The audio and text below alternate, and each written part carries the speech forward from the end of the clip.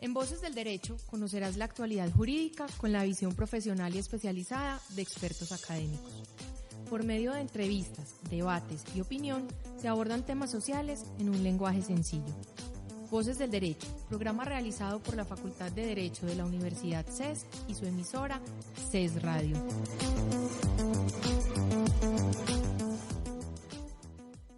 Cordial saludo a todos los oyentes que nos acompañan hoy en Voces del Derecho, proyecto realizado por la Facultad de Derecho de la Universidad CES, facultad que se encuentra en proceso de acreditación en alta calidad, así como por su emisora en Internet, CES Radio.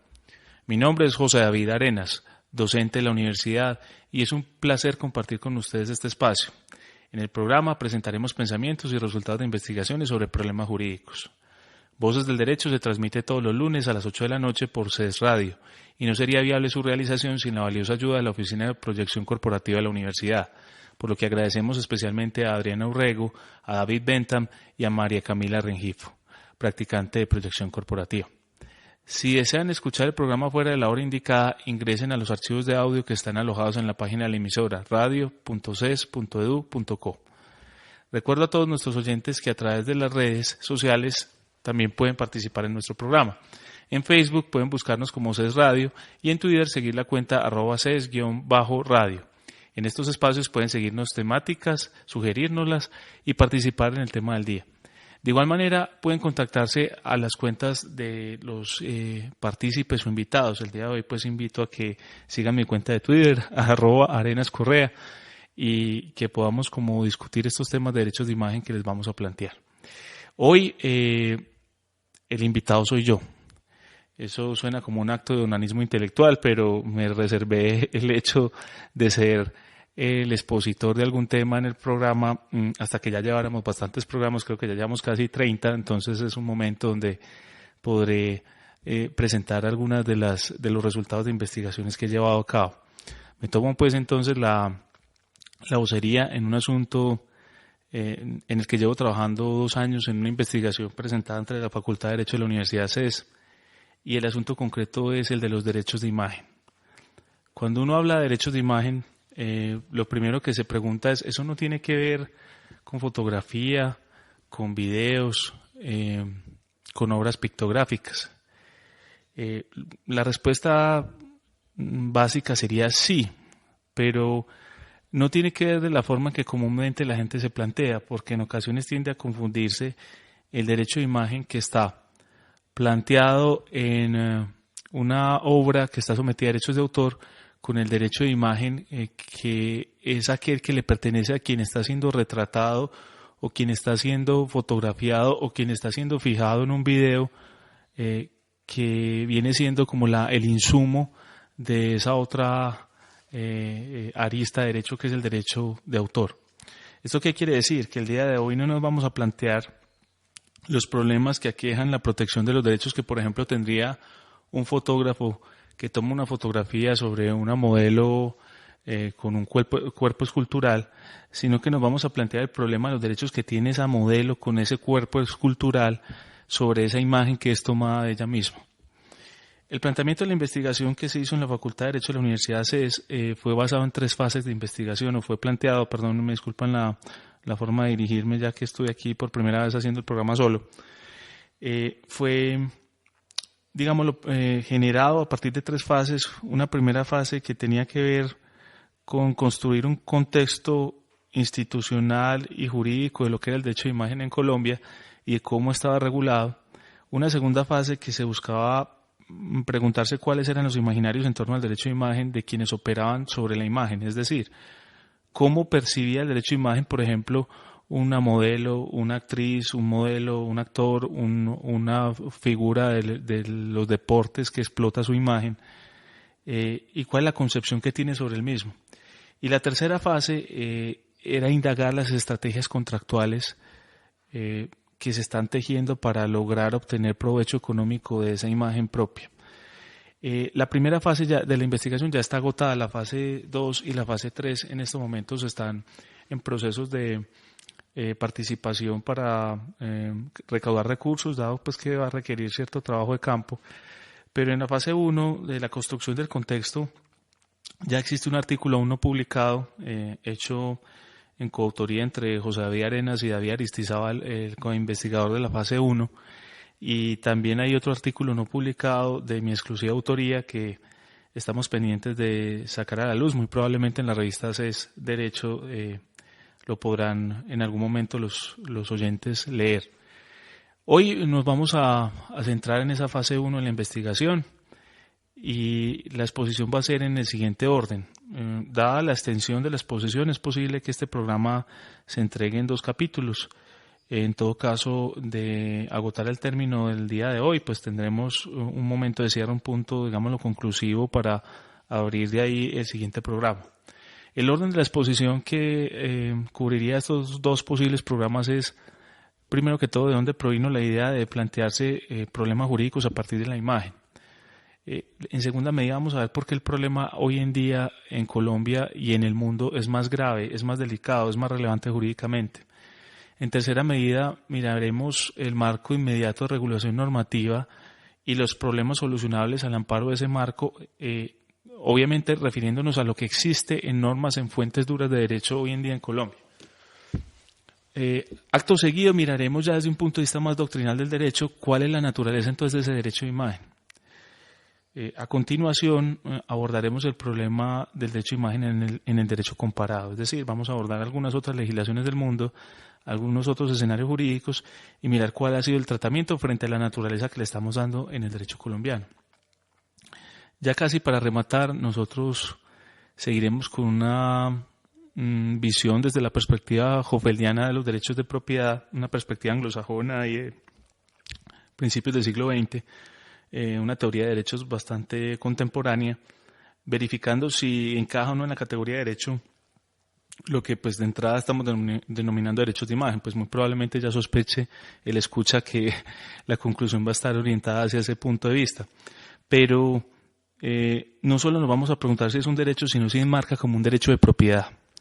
Y ahí sí, esa es la pregunta básica de la investigación y donde vamos a hallar de pronto alguna respuesta no solo a partir de la fase 1, que es lo que vamos a presentar en estos programas, sino de la fase 2 y 3 de la investigación. Y finalmente cerraré con una reflexión más de orden ético que me permitiré presentarles en el cierre de esta serie de exposiciones sobre el derecho de imagen. Entonces, arranquemos en esta metodología, en este orden, planteándonos primero el problema del origen de la idea. A mí siempre me inquietó cuando me declaro un admirador del arte, cuando veía esculturas de la Edad Antigua, después del periodo de los griegos, cuando veía obras pictográficas del renacentismo, del barroco, la forma y la estética en que se presentaba la figura humana. Y también me inquietó mucho pensar en que, por ejemplo, cuando se hacía una pintura en otras épocas, cuando no existía ni la fotografía, ni el video, ni un medio de fijación tan fácil como los que nosotros hoy en día tenemos, el esfuerzo artístico que implicaba, por ejemplo, hacer un montaje en escena. Pensemos en cualquier obra, por ejemplo, de Caravaggio o cualquier pintura donde se haga una puesta en escena de 2 o más individuos en concreto. Y lo que vamos a pensar es muchas veces en que esas puestas en escena que son ficticias, que son imaginarios de la mente del pintor, en muchas ocasiones son un reflejo de una reconstrucción que él hace de lo que es la fisionomía humana desde su mente, y en otras pudo haber utilizado algún modelo para poder hacer esa obra. Se me viene a la cabeza una pintura de Caravaggio que se llama Baco enfermo. Pueden buscarla en internet, desde dominio público. En esa obra pues es el reflejo de un hombre joven. Él también tenía una obra que se llama Baco. Baco curiosamente fue producida 2 años después de Baco enfermo. Pues ya en esa Baco es rozagante y se ve pues en un estado de salud distinto. Aparentemente es el mismo modelo, pero en todo caso no podemos dudar es de que no está pretendiendo Caravaggio reflejar a la persona que está pintando. Él no está describiendo a Pedro Pérez, el modelo que modeló para él en 1593, sino que está pintando al imaginario que él tiene de Baco.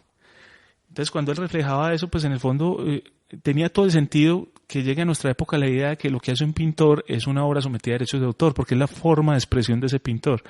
Muy probablemente él necesitara el modelo más que todo para que le recordara esos rasgos de la fisionomía humana que él necesitaba reflejar en Bacco. Igualmente, muy probablemente un pintor renacentista o barroco para pintar una crucifixión, pienso en otra obra de Caravaggio, por ejemplo, la crucifixión de Pedro, necesitara modelos quizás para reflejar la estructura de los músculos humanos de la forma en que los alcanzaba a captar en su pintura. Pero eso no quiere decir que si llegó a utilizar un modelo estuviese reflejando la imagen de ese modelo como tal, sino que estaba reflejando en su forma de expresión lo que él pensaba que era la imagen de Pedro siendo crucificado. Eso plantea una distancia bien grande en las épocas.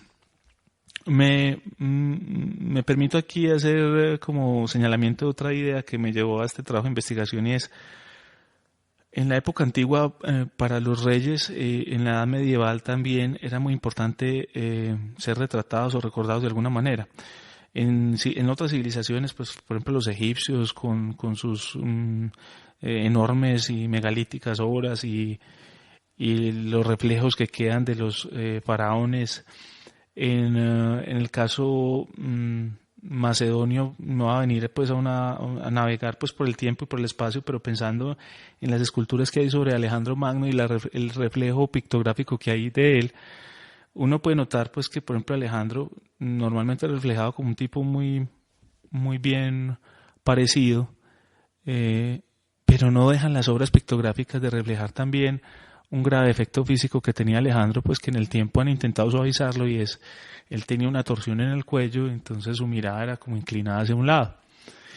Y quien hace la escultura sobre Alejandro, por ejemplo, en el caso, pienso en el busto de Alejandro Magno como Helios, que está en el Museo Capitolinos de Roma, o en pinturas también, en el óleo de Jean-Simon Barthélemy en la Escuela de Bellas Artes de París, de Alejandro cortando el nudo gordiano, o en el mosaico de batalla de Alejandro Magno que está en la casa de Fauno en Pompeya, hoy el Museo di Capodimonti en Nápoles.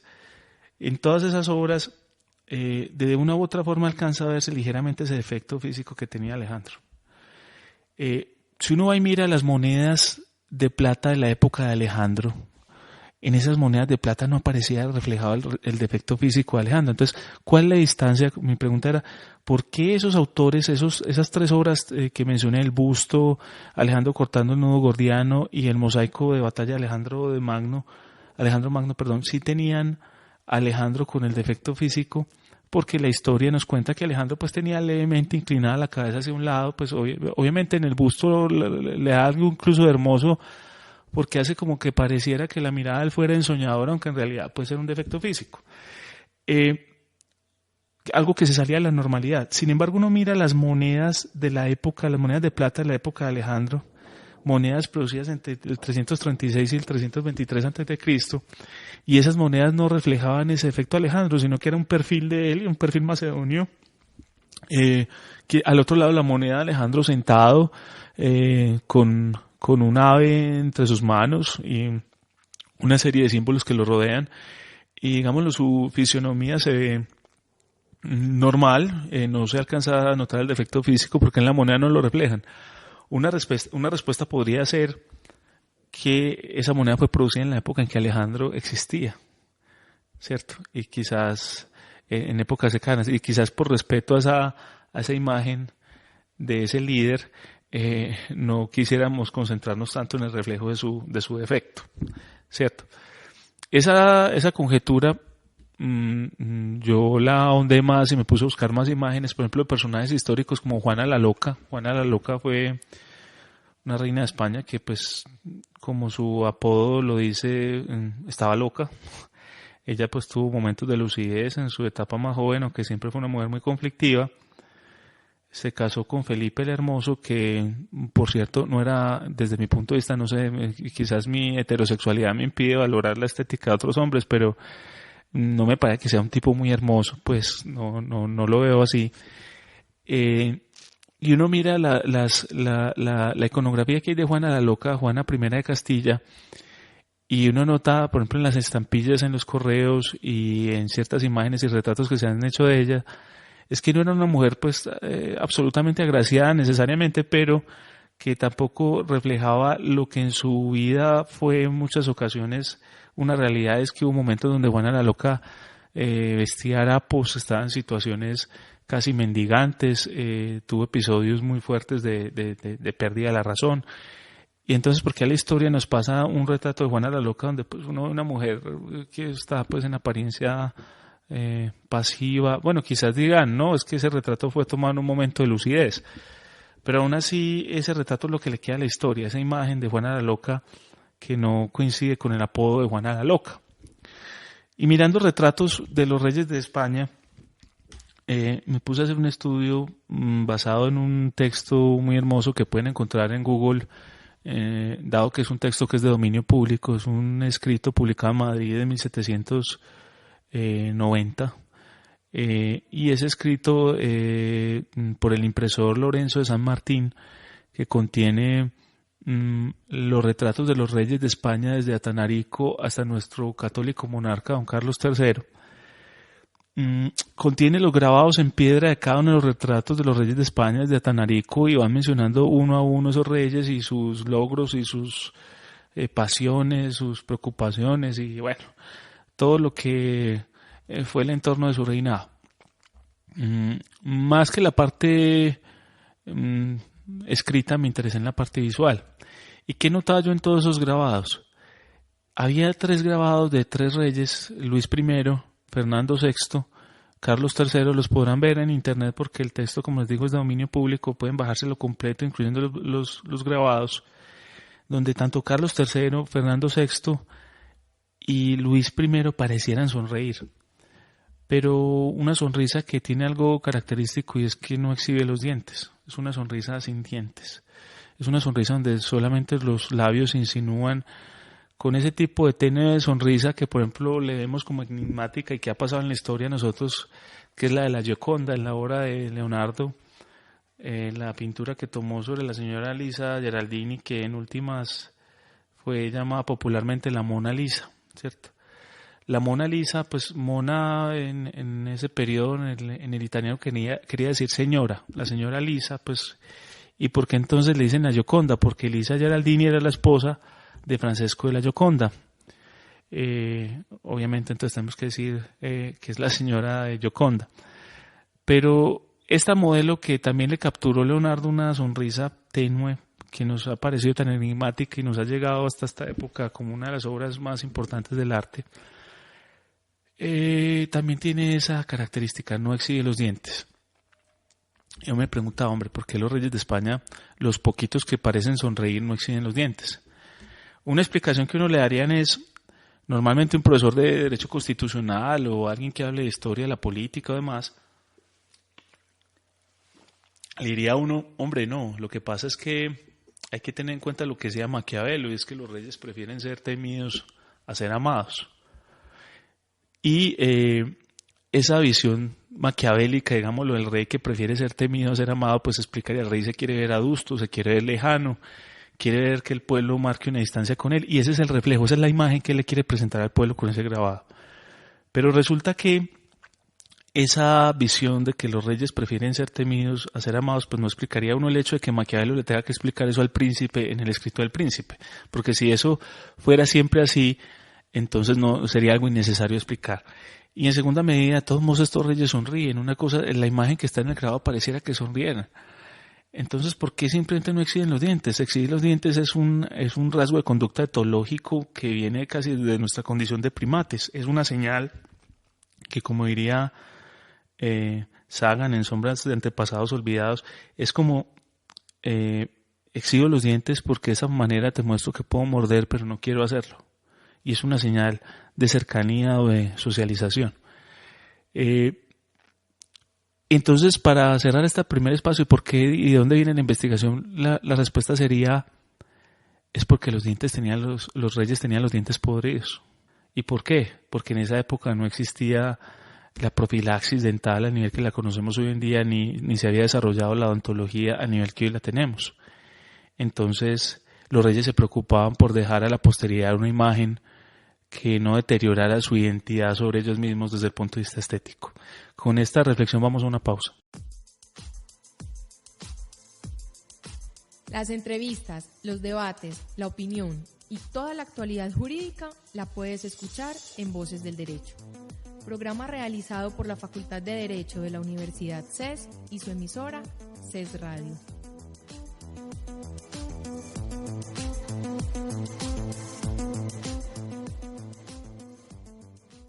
Volviendo de la pausa, habíamos señalado que los reyes tenían los dientes podridos y los reyes tienen también un asunto de vanidad y de identidad.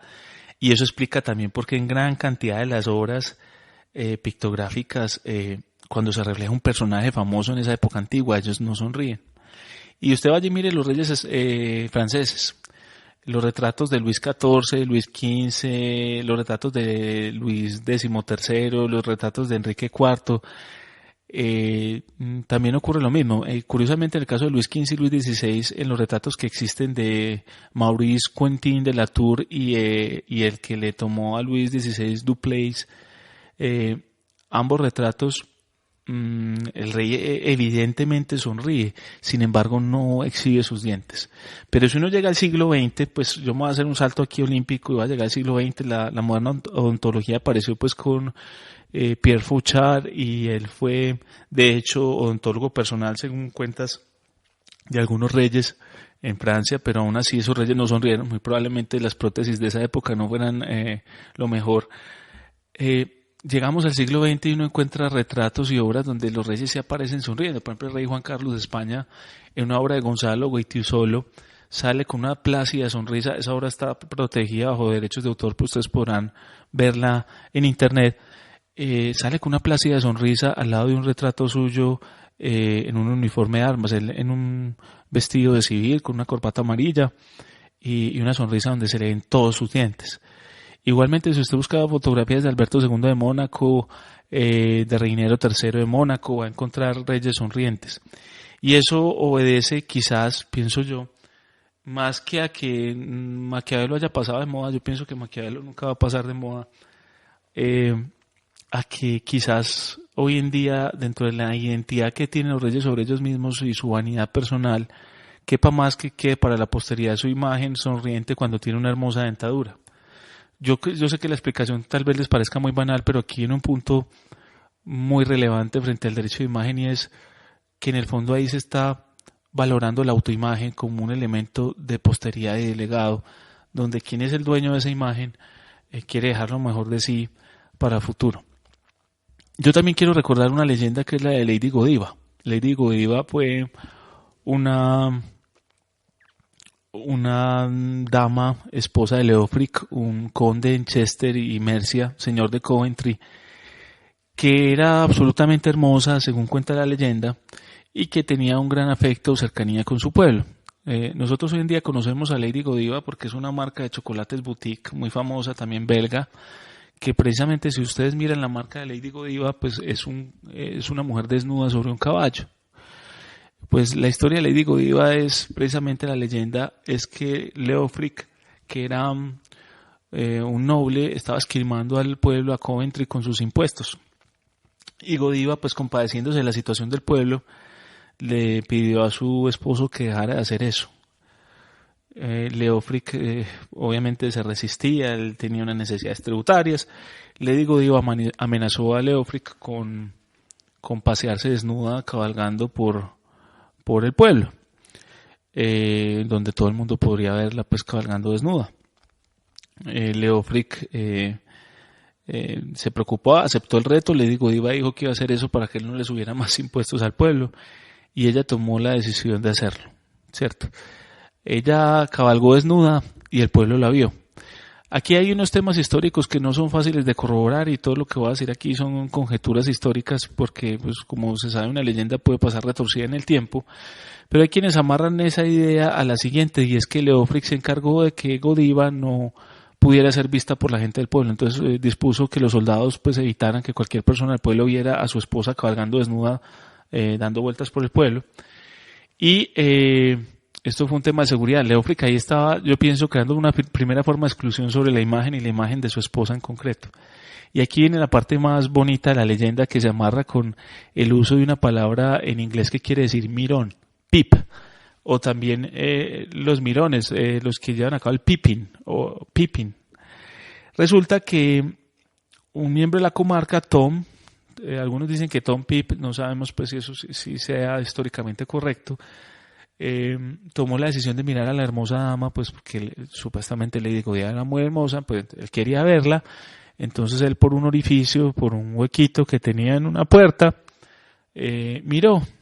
Resulta que como estaban los soldados rodeando el tema, muy posible, supuestamente según la leyenda, Tom Pippin se quedó ciego. Yo pensaría más bien que fue que algún soldado le sacó el ojo, ¿cierto? El punto es que de ahí nace el uso de la palabra Pippin, que se refiere a mirón, y tiene que ver también con la leyenda de Godiva paseándose desnuda y su marido intentando que el pueblo no la viera desnuda y ella usando su desnudez para evitar que se esquilmaran impuestos al pueblo. Entonces, con esto concluyo lo que me refiero a los reyes, a las obras antiguas, a Lady Godiva, y es que en la edad antigua también se valoraba la imagen. El problema de la imagen y cuál es el problema actual, y aquí llegamos al segundo punto de esta exposición, y es entonces cuál es el problema actual con el derecho de imagen, porque si es algo que viene tan atrás, como cuando uno de los estudiantes en bienes le decían, pues que el problema de las tierras es de toda la vida, ¿cierto? Entonces, si usted está diciendo que el problema de la imagen es de toda la vida, pues ¿qué es lo actual que tiene el derecho de imagen que haga que usted se plantee algo nuevo? Y por qué es relevante por una investigación hoy en día y esto no está desarrollado desde hace años atrás. Muchas personas lo sacan a uno incluso con una fórmula muy fácil y dicen, no, eso es un tema de derechos de autor. Esto no es un tema de derechos de autor. Vamos a ver por qué el problema es actual. En la época antigua, cuando uno iba a retratar la imagen de alguien, iba a hacer una escultura o iba a hacer una obra pictográfica, eso implicaba un enorme esfuerzo marginal por cada reproducción de la imagen de la persona. Yo quiero que nos imaginemos a Leonardo haciendo el retrato de la señora Lisa. El retrato de la señora Lisa no fue hecho en 30 segundos, ni en 10 segundos, ni en 5 segundos, como podemos tomar hoy en día una fotografía. El retrato que Leonardo hizo de la mona Lisa, la señora Lisa, esposa de Gioconda, fue un retrato que posiblemente tomó semanas, esfuerzo. Un retrato hecho no sobre el lienzo, sino sobre madera, con una técnica muy propia de Leonardo que le implicó un esfuerzo tremendo para hacer la obra. Obviamente, con la genialidad de Leonardo, pues muy probablemente el esfuerzo no es el mismo que nos tocaría a nosotros, pero aún así estamos hablando de un esfuerzo marginal para la producción de un solo elemento de reflejo en la imagen. En cambio, hoy en día, usted en fracción de segundos puede capturar una imagen que puede tener un aspecto icónico y que puede dejar un reflejo de cosas a futuro. A mí se me viene a la mente lo que para mí sería una especie de Mona Lisa del siglo XX, que fue Shalbat Gula. Shalbat Gula fue una niña afgana que la National Geographic, a través de un fotógrafo, si mal no recuerdo, Steve McCurry, le tomó una fotografía absolutamente hermosa. Yo sugeriría que la busquen en internet, muy conocida, muy icónica, que fue portada de la revista National Geographic, una fotografía donde lo enigmático de Shalbat Gula no es su sonrisa como en el caso de la Mona Lisa y algunos otros elementos pues de la técnica de la obra de la Mona Lisa. Lo enigmático de la fotografía de Shalbat Gula es su mirada, sus ojos y la iluminación que hay en torno a esta bellísima mujer que en esa época, si mal no recuerdo, tenía 16 años. La fotografía fue tomada en 1985. Cuando Steve McCurry lo entrevistan por esa foto que fue portada de National Geographic, él dice que fue una foto tomada en un momento donde la iluminación era perfecta, que todo era perfecto. O sea, pero lo que más caracterizó esa entrevista es que él dice un momento, y eso es precisamente hoy una reproducción de una imagen de una persona. Un momento, una fracción de segundo. Hoy con la tecnología de la telefonía celular podemos captar imágenes de una forma estrepitosa. A la mano de cualquier persona de clase media, baja y de otras clases sociales para arriba está tomando una fotografía en cuestión de instantes. Y en el futuro pienso yo que a cualquier clase social que acceda a tecnología de telefonía con capacidad fotográfica o de grabación de video, pues está producir o más bien fijar imágenes que captura con una facilidad inmensa. Cuando estábamos en la época de Alejandro no era tan fácil retratar a un rey, ¿cierto? Y menos grabarlo en una moneda y menos reproducir un montón de monedas con el grabado de la cara de ese rey. De hecho, habían técnicas para producir moldes en piedra para poder hacer una y otra vez esas imágenes y que fuera más barato el producto marginal de cada una de las reproducciones de esas imágenes, pero eso implicaba de cualquier manera un esfuerzo inmenso para poder llevar a cabo esa imagen, y otra cosa es que la piedra se desgastaba. La piedra donde estaba grabado el molde de la imagen perdía forma o contorno y tocaba nuevamente hacer el esfuerzo de hacer un molde de la imagen, muchas veces un molde inverso que es de una alta dificultad o complejidad de hacer. Entonces, si hay un problema actual, y es que lo que antes en el futuro no era un asunto tan relevante, porque pensemos esto.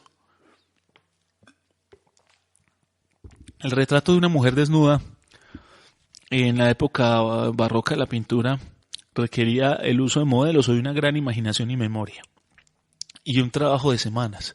Entonces lo que acaba reproduciendo el pintor no era exactamente a una mujer que capturó desnuda en un momento dado, pero sino una reproducción o de su ficción o de su memoria, o la reproducción de alguien que tuvo que posar durante días para ser retratado en esa obra, y para posar durante días obviamente fue un evento de autorización. Hoy en día usted puede penetrar en un lugar de intimidad, en un lecho donde está una pareja teniendo relaciones sexuales, o en un motel, o en una situación de intimidad, y captarla en cuestión de segundos, y no necesariamente estar autorizado por esas personas para capturar su imagen. Caso muy famoso que tenemos en Colombia, que fue el de Luli Boza contra la negra Candela, la famosa chismosa de televisión, del que hablaremos más adelante. Entonces, el tema de la facilidad de capturar la imagen se vuelve bastante importante. Si uno se pone a pensar en que lo que se le capturó a Charles Bagula fue un momento con una iluminación perfecta, y que lo más que le pudo haber costado a ese fotógrafo diseñar ese momento, y aún así no estoy dejando de reconocer que el fotógrafo tiene cierta propiedad intelectual sobre la foto de Salvatgula, porque de todos modos él es el que captura, él descubre esa mirada, él expresa algo con esa iluminación y con esa mirada.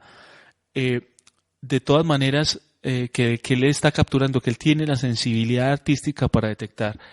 De todas maneras, el esfuerzo que está haciendo este autor de esta obra fotográfica es un esfuerzo marginalmente menos cargado que el esfuerzo que hace el retratista o el autor de esas otras épocas, sin desvalorarlo por eso, y eso implica que ese fotógrafo puede producir muchas más obras basadas en la imagen y mucho más rápido, inclusive en casos donde no está siendo autorizado, y eso se convierte en un problema relevante para el derecho actual, y un problema que el derecho actual quizás ha regulado, no sabemos si lo suficiente, y precisamente eso es lo que vamos a establecer en el marco de este programa.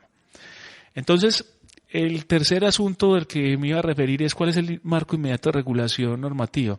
Voy a partir primero de Colombia para interés de los que están escuchando, y más adelante, quizás en el tomo 2, en la segunda versión de este programa, vamos a estar hablando de, digámoslo, algunas situaciones de derecho comparado relevantes sobre esto.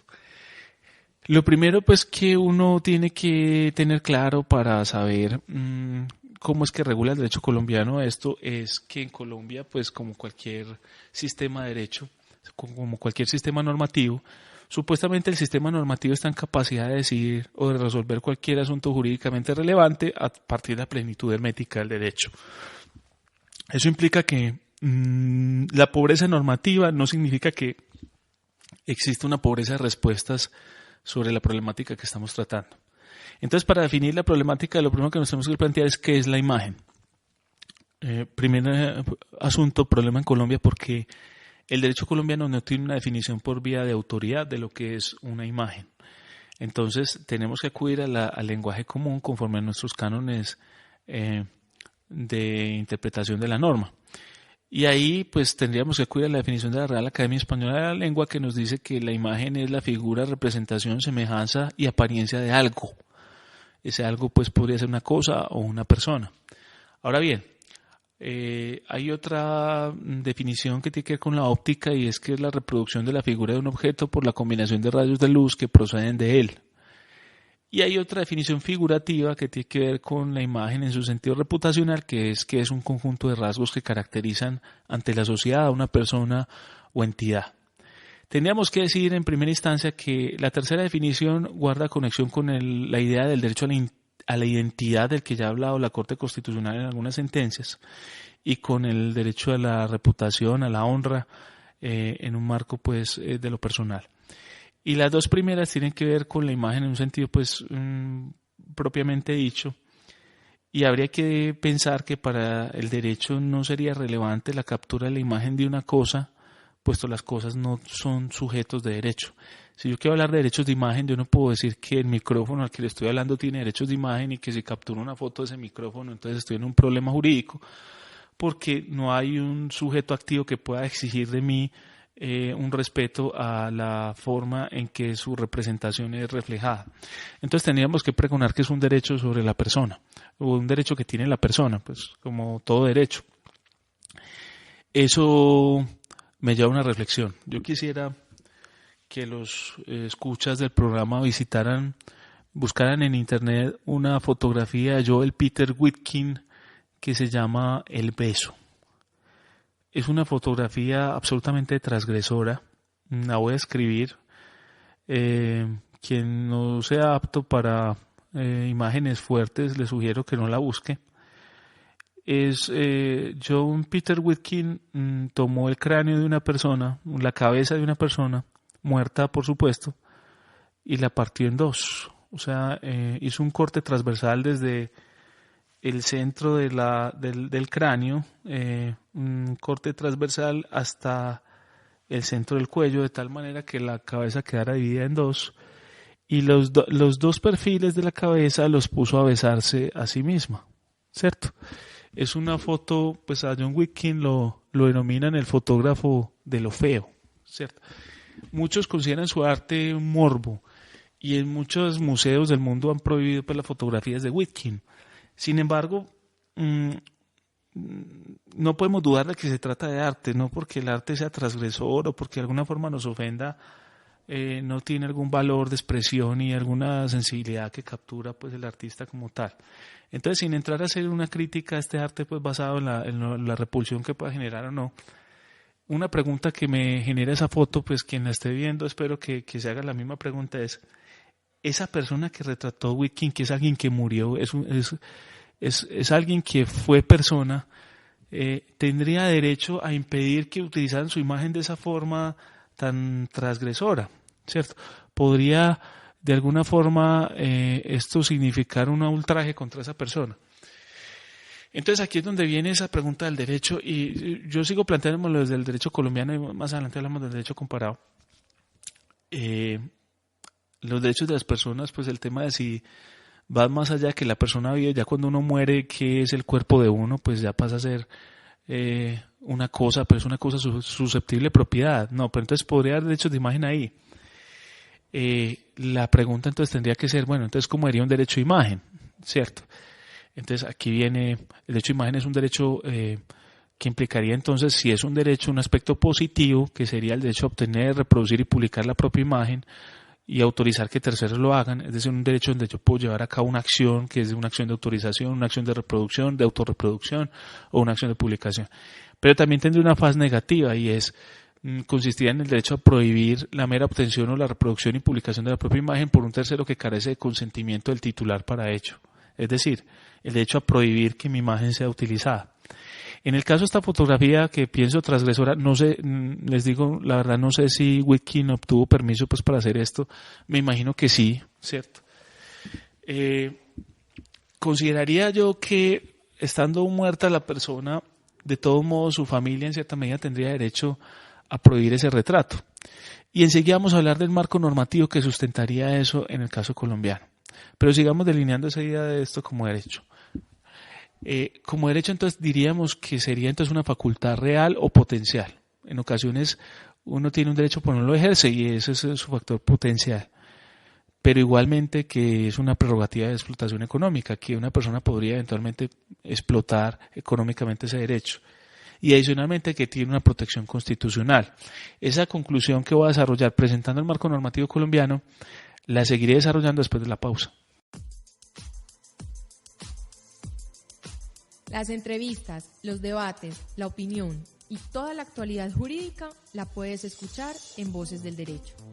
Programa realizado por la Facultad de Derecho de la Universidad CES y su emisora CES Radio.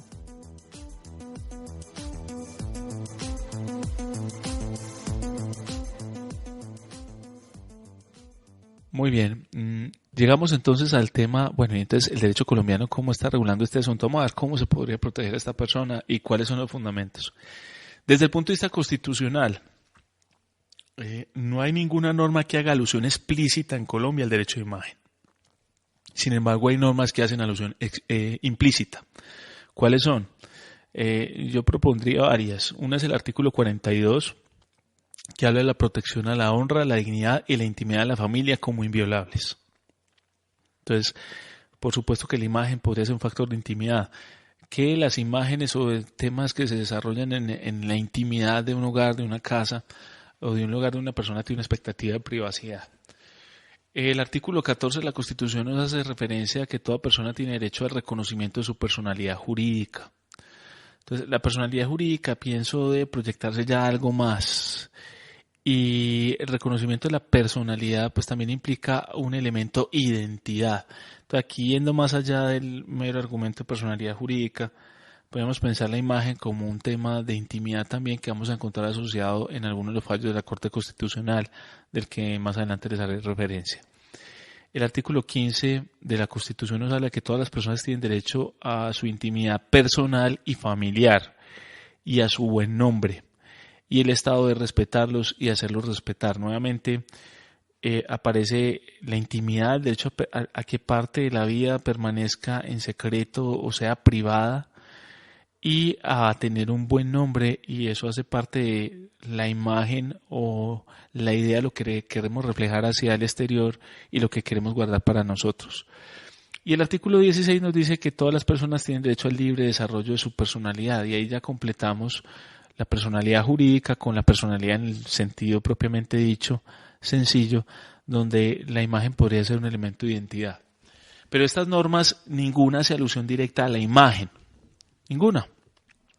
Ha tenido que ser la doctrina de la Corte Constitucional, pienso yo incluso emulando sentencias de los tribunales españoles, la que ha identificado un derecho fundamental de forma implícita, digámoslo así, implícito ¿en dónde?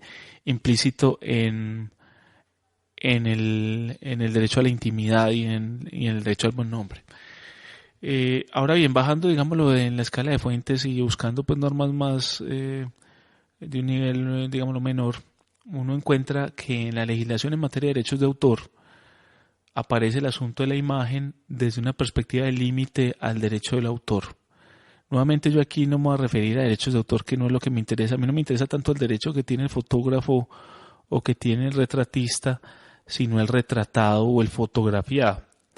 Entonces, miremos que cuando en el artículo 36 de la Ley 23 de 1982 se dice que la publicación de retrato es libre cuando se relaciona con fines científicos, didácticos o culturales en general, o con hechos o acontecimientos de interés público, o que se hubieran desarrollado en público, el legislador le está diciendo al retratado, en cierta medida, usted no se puede oponer a que alguien que captura y crea una obra con su imagen, digamos, lo publique si fue con fines científicos, didácticos o culturales, o con hechos o acontecimientos de interés público o que se hubieran desarrollado en público. Esa norma permite desarrollar varias ideas que no están absolutamente explícitas, pero que pueden ser objeto de análisis y que en uno de los artículos pendientes de publicar vamos a presentar, y es que lo que entra en juego para que una imagen no genere un derecho en favor del retratado es la expectativa de privacidad. Si yo estoy en desarrollo de un evento público, o en un lugar público, ¿cierto? No tengo una expectativa de privacidad legítima. Ahí ese o en un lugar público yo pienso que es el que genera más dudas, porque ese artículo 36 nos habla es que se hubieran desarrollado en público, que es desarrollarse en público, es el evento o que la persona está en el escenario público. Entonces, bajo la interpretación de ese artículo, podríamos pensar que supongamos un fotógrafo como Spencer Tulik, que viene en estos días a Colombia y que va a tomar una foto en Bogotá en junio, tiene fama por tomar fotos de muchedumbres desnudas. Entonces él convoca a la gente para que se vaya a alguna plaza, lo ha hecho en México, lo ha hecho en algunas otras partes del mundo, y llegan miles de personas totalmente desnudas y él coordina con un megáfono, pone a la gente en una u otra posición y hace una fotografía de estos desnudos. Si este fotógrafo famoso, que de hecho hoy por hoy con el Museo de Arte Moderno el que le interesa ser fotografiado en la muchedumbre en Bogotá, el Museo de Arte Moderno en Bogotá está promoviendo pues esta actividad que va a hacer el fotógrafo, puede darse uno cuenta que básicamente lo que se acaba haciendo es colocar a la persona en un espacio público en absoluta desnudez y tomar una fotografía. De todos modos, este tipo de fotógrafo se cuida, y si usted va y mira cómo está promoviendo el asunto del Museo de Arte Moderno, se está manejando una serie de reglas. Por ejemplo, no pueden ir menores de edad, no es responsable la organización del extravío de mochilas con ropa y demás. Las personas fotografiadas están cediendo los derechos a Spencer Tulik, ¿cierto? Usted está expuesto a que esa obra sea usada de la forma en que el fotógrafo lo quiera. No va a recibir remuneración para eso. Tiene que tener presente que usted debe llevar el dinero para transportarse y lo tiene que asumir usted. Mejor dicho, usted está sirviendo de modelo y está asumiendo todo el costo de ser modelo y el riesgo. Y aún así a Tulik le van cantidades inmensas de gente que se le desnudan por la razón que sea y los fotografía en lugares públicos. En este tipo de fotografía uno tendría que pensar, bueno, hay doble protección porque hay autorización, pero además de eso esta gente está desarrollando esa desnudez en público. Ahora bien, está el artículo 87 de la ley 23 del 82 que dice que toda persona tiene derecho a impedir, con las limitaciones que se establecen en el artículo 36 de la misma ley 23, que su busto o retrato se exhiba o exponga en el comercio sin su consentimiento expreso, o habiendo fallecido ella, de las personas mencionadas en el artículo 83 de la misma ley, la ley 23, la persona que haya dado su consentimiento puede revocarlo con la correspondiente indemnización de perjuicios. Ese artículo 87 es el reflejo del artículo 36 de la ley 23, porque mientras el artículo 36 nos está hablando de la posibilidad de publicar un retrato que haya sido en ese escenario público o en ese evento desarrollado en público con fines didácticos, científicos o culturales, el artículo 87 le otorga el derecho a cualquier retratado de impedir, con esa limitación que tiene el 36, que su busto o retrato se exhiba o exponga en el comercio sin el consentimiento expreso. Ahora bien, ya muy probablemente uno entenderá por qué Spencer Tulik está pidiendo autorizaciones, ¿cierto? Porque entonces si él le va a dar el uso que él quiera, puede ser que ese uso no sea de orden didáctico o de orden cultural y que por tanto ese uso puede incluso llegar o trascender al comercio, y eso signifique una forma de explotación que es mejor que sea autorizada para evitar pues cualquier reclamación de parte de los fotografiados. Adicionalmente está el artículo 88 de la misma ley 23 que dice que cuando sean varias las personas cuyo consentimiento sea necesario para poner en el comercio o exhibir el busto o retrato de un individuo y haya desacuerdo entre ellas, resolverá la autoridad competente. Esa norma simplemente lo que está estableciendo es ¿y qué pasa cuando son varios? Es necesario que resuelva la autoridad de quien tiene el derecho. Es una norma que en realidad no adjudica derecho a nadie porque le está dejando al arbitrio del juzgador, del fallador, que determine cuál es la autorización que tiene mayor valor o si no va a conferir en definitivo la autorización.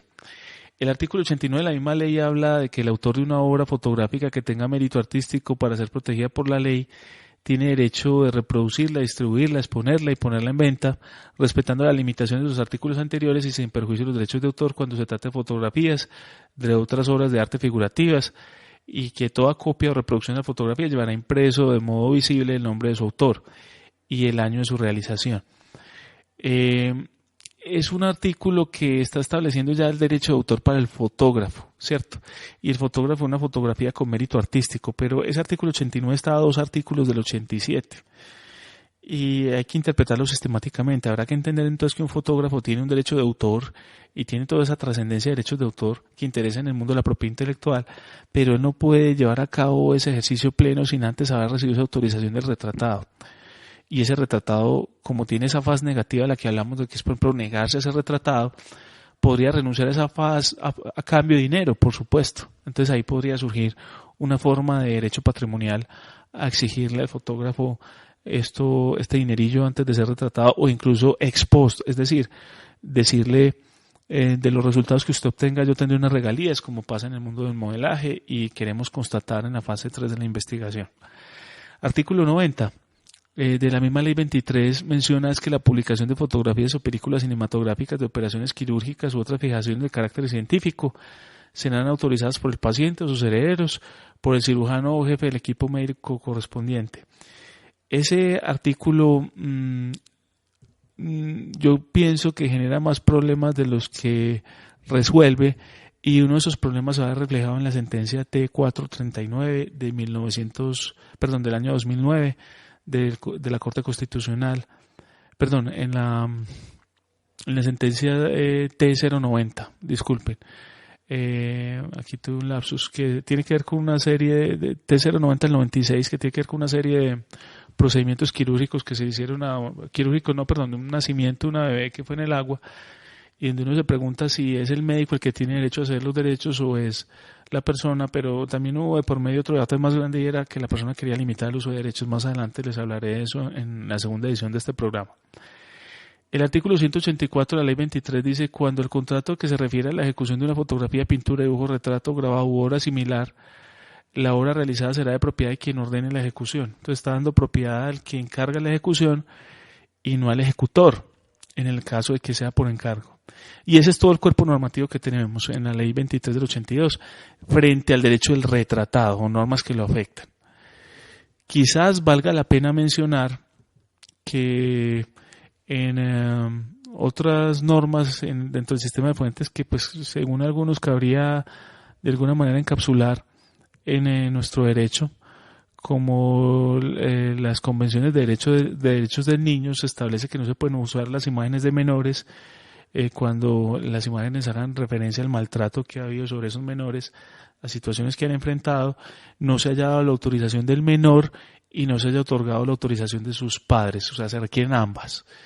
Esas normas pues, han sido también utilizadas para impedir la doble victimización de menores cuando, por ejemplo, se hace referencia a algo que les pasó, a un abuso, a cualquier circunstancia, y es básicamente como el lineamiento que tenemos en materia normativa que rige el asunto del derecho a la imagen en nuestro derecho colombiano.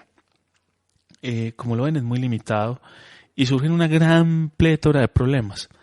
Entre esos, varias preguntas que vamos a entrar a resolver en el siguiente programa, pues dado que ya se me acaba el tiempo y aquí me están haciendo las señas respectivas, y son las siguientes de las que partiremos para el cuestionamiento. Es: uno, ¿qué pasa con la imagen que se utiliza sin autorización? Yo tomo una imagen humana sin autorización, la foto robada. 2, ¿qué pasa con los bodegones humanos? ¿Qué pasa, 3, con la foto como prueba documental representativa o con los videos como pruebas documentales representativas? ¿Qué pasa con las denuncias en contra de fotógrafos? 4, ¿qué pasa con la foto preparada como idealización? Es decir, la foto preparada, el montaje en escena para la fotografía.